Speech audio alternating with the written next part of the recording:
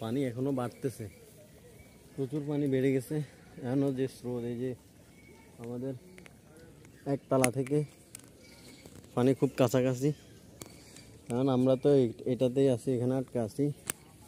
Tension লাগতেছে অনেক, পানি প্রতিনিয়ত বাড়তেছে। আর আমরা গরু তোর সব ছাদে নিয়ে আসছি, নিচ থেকে একটা বেউরা বানাইছি যে ওইটা দিয়ে কিছু খড় নিয়ে আসছি, ওগুলো খাইতেছে। এখন হেলিকপ্টার আসা যাওয়া করতেছে, মনে হয় পরশুরামের দিকে এখনও মানুষের অবস্থা ঠিক নাই। ওই সাইড থেকে এখন পর্যন্ত মানুষ মনে হয় উদ্ধার করতেছে পরশুরামের সাইড থেকে। আমাদের এই দিক থেকে আমরা দেখতেছি হেলিকপ্টার আসা যাওয়া করতেছে। টেনশনে আছি, আল্লাহ জানে কি হয়।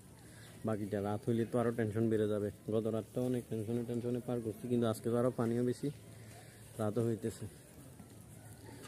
আল্লাহ জানে কি হয়।